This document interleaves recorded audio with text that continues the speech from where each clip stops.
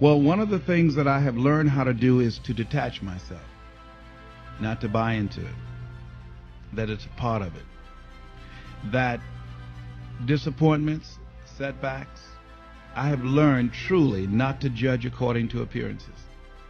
I see them as little projects to be worked out. That's challenging my wits, saying, hey, how much do you really want it? How creative are you? How resourceful are you? How unstoppable are you? How determined are you? How bad do you want it? How hungry are you? I see life waltzing with me, saying, you want a tango? Come on. You want this? You willing to run over here? Come on. Are you willing to climb this mountain here? Come on. Are you willing to hold your breath and try and swim down to this level? Come on. I see it as a challenge that introduces me to myself. And so we all have to look at life like that. It's a little game, I think. Les, what about something that I think we've all seen in our life and had to deal with either personally or with a relative? What about disease? What about sickness that attacks a home? Incurable diseases. You know, they give you the word. Hey, you got 6 months, you got 3 months, you got a year, whatever. But this is not going to go away, what you have. Yes. I'm saying they can give you the word. Now, you got a choice to accept the word or reject the word. See, there are diseases that people say are incurable, and they say they're incurable because records show or statistics indicate there's only 95%, there is a 95% of the people that get this disease die. And I say that if 5% live, then the disease is not incurable because 5 people walked away. Now we need to look at those 5 and find out what was going on there. Yeah. What happened? And I think that those 5 said, hey, I'm not ready to go. I've got some more living to do. I've got something else to do. And that they harness their feelings, they harness that healing energy that is within themselves, knowingly or unknowingly, they cause them to extend their lives. So what we've got to begin to do is only embrace those things that's for our highest good. That no one has the right to determine or has the knowledge to say how long we're going to be here. And that we can choose to surrender or we can choose to take a stand and fight. And there are a lot of people who fight who are still here. There are people who fight and who go. But at least they go out fighting. They didn't just surrender. They didn't just throw in the towel on themselves. And I'm saying that there is something in us. There's a power and an energy that's in us that we owe it to ourselves to take on anything, dis-ease in the body, poverty, opposition, whatever is between that and which we desire and we feel that will give us a full and rich life, we should fight for it. And you've just got to decide that my life is worth this kind of effort.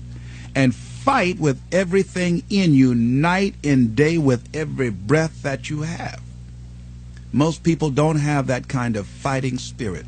Most people expend more energy watching a football game or a basketball game or some type of sporting event than they will give to their dream.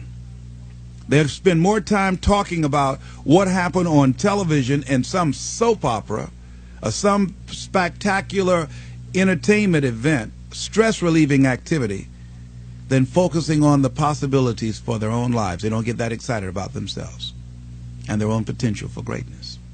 And I'm saying that we need to begin to start focusing in on ourselves and using our energies to move us from where we are in the direction of where we want to go. Overcoming the automatic mind. The automatic mind. Yes. That's a good The phrase. things that our experiences, our past results have told us. Our current reality. Beginning to know that this is not it. That we are always involved in either creating reality or buying into the reality that we see. So we begin to learn how not to judge according to appearances.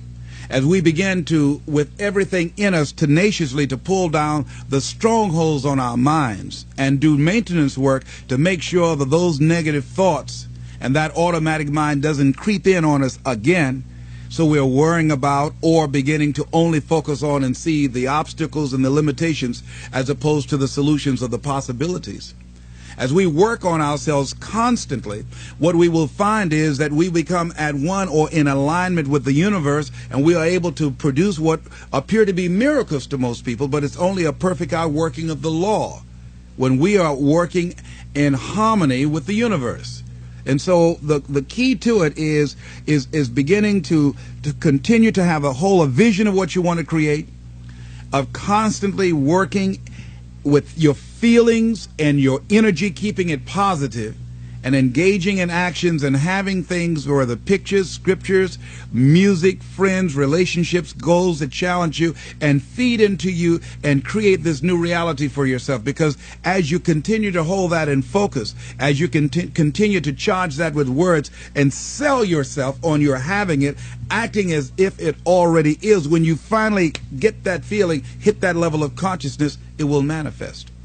People come out of nowhere and support you. You get unexpected money that you had no idea that was going to come your way. Help and assistance from strangers comes to you, and you say, whoa. You begin to discover things showing up that you need, that you didn't even know you needed them. And here they are right here at your disposal when you get to that new level of consciousness. The key is the people that I have read, the Thomas Edisons, the John H. Johnsons, the Dr. Norman Vincent Peales, the great inventors, the George Washington Carvers, the Dr. Benjamin Mazes, these people had dogged determination. They knew it, they saw it, they felt it, they experienced it. It was a consciousness about them. And I think one of the greatest manifestations of that in our time, I would say Nelson Mandela. That why is it that so many people who took the stand he took died and he didn't? How is it? What is it that will give a man or a woman that kind of determination to give up 26 years of their lives, facing death every day, that they not wimp out or not fold or collapse? Not surrender. What is it about a human being? I'm saying that the human spirit is so enormously powerful beyond our wildest imagination that one entity could bring a government to its knees or begin to dismantle an unjust form of government. What is it? What is it about a human being, about a Mother Teresa, about a Mahatma Gandhi, about a Benjamin Disraeli, about a Winston Churchill, about a Martin Luther King? What is it about those people that can affect humanity in the way that they have, and in historical context will never be the same again? And I say that whatever it is in them, we are all endowed with that and have the capacity to produce those kind of results in our lives. Don't you think all those people saw what they were involved in or who they were bigger than any possible circumstance that could confront them? Yes. And we all have the ability to align ourselves with something that will outlast us, something that is bigger than ourselves, and energize and propel us to new levels of consciousness. So the highest state of consciousness would be to know that there is nothing that can stop you. That's right. And to know that whatever happens to us, we are better than that. That not to judge ourselves based upon the results that we're producing right now and based upon our circumstances. That our circumstances do not determine us. Even the results, they're only a reflection of what we've become. That's all. And we can always have more and do more because we can always become more. So once again, going back to the drawing board, working on ourselves. Not even looking at the problem, not even focusing on the circumstances, but just working within, knowing that as I go within, as I read, as I meditate, as I begin to contemplate and become at one with this force that is within me, that this too shall pass away. It has not come to stay. Thank God it doesn't come to stay. That's right. The man said, thank God trouble don't last always, but he said, but it lasts long enough. Lasts long enough, plenty long enough.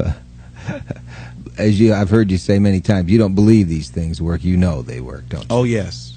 That's the only way that I've been able to do it. Yes. And it reminds me I must prove it every day. But if you can begin not to focus on and accept your current reality as what's it for you. Mm-hmm. Beginning to know that you are involved in creating reality.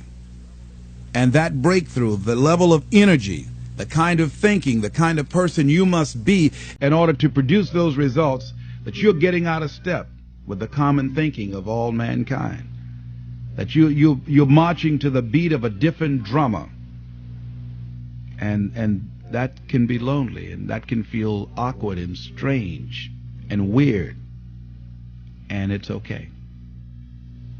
But if you've burned all your bridges, it puts you in a position where you have got to do it. And that's pretty good, isn't it? That's right. Because That's a you good will place to do be. it. You will, yes. And the kind of person you become will give you such a feeling of self-appreciation and self-respect. You'll be glad that life did not deny you the opportunity of experiencing what you had to experience in order to enjoy that, because you know you got it the old-fashioned way. That's a little scary to You cut all your earned roots it. of retreat, you know? Yes, absolutely. But that's how you know yourself. So would you say that until a person does that, they really don't believe in what they're doing? And life doesn't have any meaning for you. Mm. It's empty. It's hollow. Mm. It doesn't have any music. There's no sense of adventure. No, it's dull. It's drab. It's nothing to roll out of bed about in the morning with a smile on your face and fire in your belly. Uh-huh. No, it's not that kind of party. You can take it or leave it. Mm. You need an alarm clock to wake you up. Well, I'm sure this is touching the heart chord of a lot of people Oh, that yeah. are living in boredom today. Yes. They just go through one day, the next day, their families are bored, the marriage is boring, they have nothing to look forward to Living in tomorrow fear, that didn't happen resisting today. change, Mhm. complaining. What can they do to start finding what's going to give their life zest? Let's give them this. Make it simple. All right. Get to know yourself.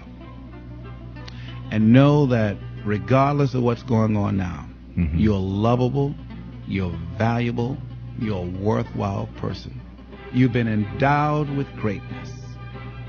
You have basic goodness, which is the foundation for the greatness that you can ultimately achieve. And you have a spiritual and moral obligation to do something with your life. You have a reason for being here. Thank you, Les. Thank you.